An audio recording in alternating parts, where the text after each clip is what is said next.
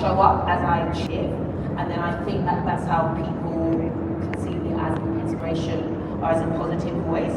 But you know, the internet has a lot of voices. There's a lot of people, a range of opinions, and I think that's okay. So I try to keep my opinion to myself a little bit, unless something really, really speaks to my heart that I genuinely care about.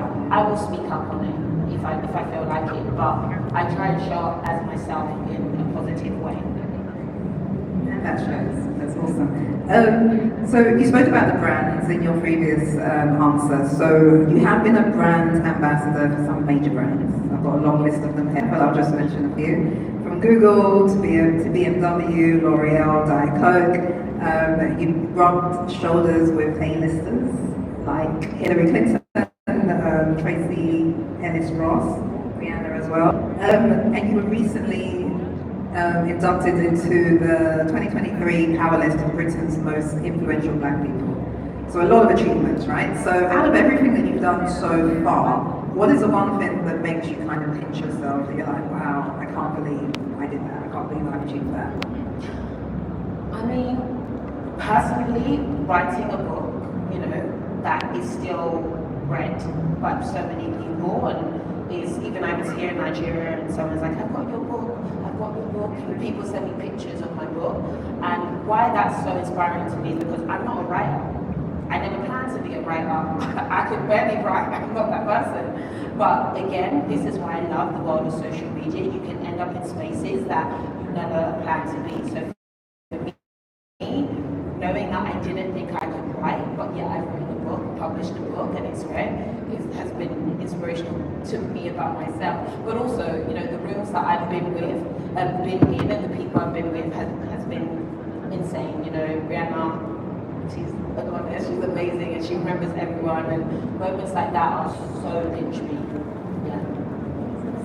I'm sure we have a lot of budding content creators in this room now. So what advice would you give to anyone wanting to start out in the industry now? I know you touched on the fact that it's completely different to when you started out, but what advice would you give to anyone now wanting to start out in that space? My current advice is you're going to have to be loud.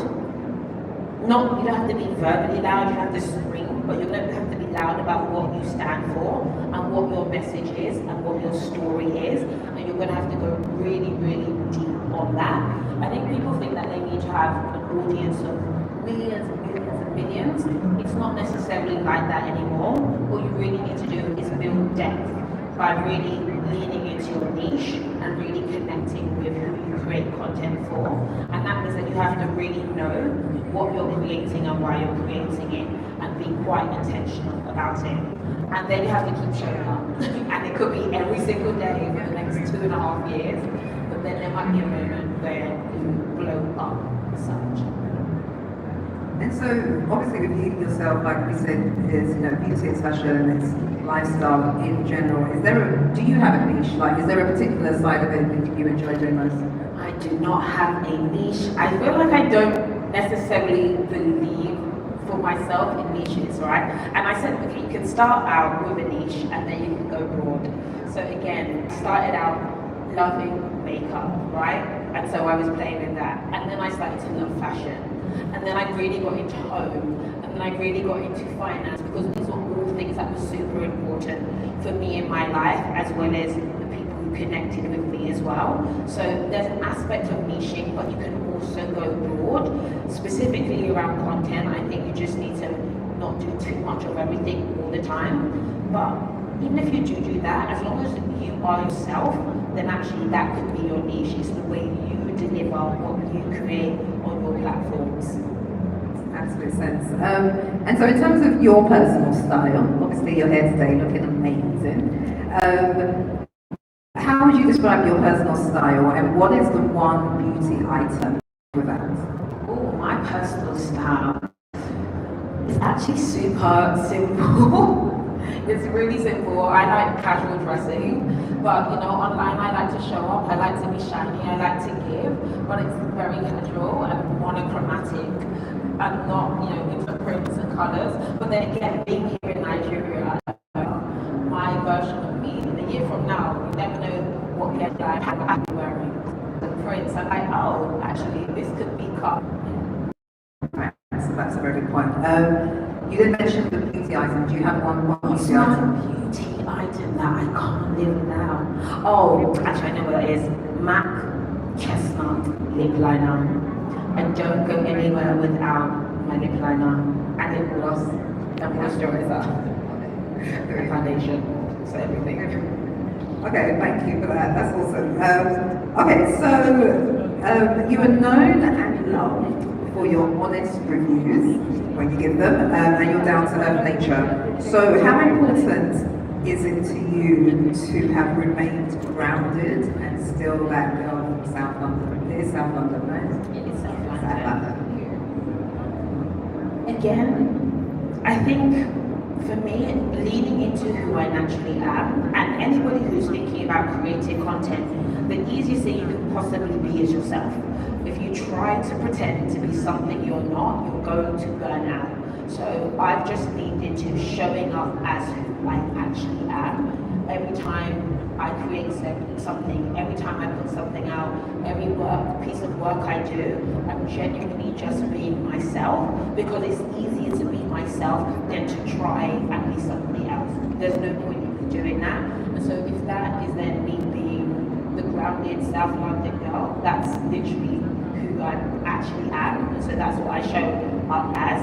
And I think people think that they need to be someone else on social media, but people hate that. And people can actually see through that. What you really want to do is embody your true nature, your natural form, and that's the only way you're going to be able to continually show up and perform well for whoever you're creating for. Thank you. So I was actually, the next question, I feel like you've already answered it, but I'll still ask it. So obviously social media and the world of influencers now is pretty saturated, very saturated. We're all content creators now, right? Everyone's got their IG or TikTok, and we're all creating content and putting it out there for the world to see, whether we have 2 million followers or 50 followers, right? We're all kind of doing the same thing. So what would you say is the best way to stand out? I know you're going to say be yourself, right? But is there any other advice that you can give to us? I mean, the idea of saturated, what does that mean? Does it mean that there's too many humans in existence? Like, what does that mean that it's saturated? How many artists are too many artists? How many songs is too many songs? I don't believe in this idea of saturation. If somebody wants to pick up a camera and create, they should do whatever they want to do. There is no point of limit, that there's no more room for you as an individual to, show up and do what you want to do.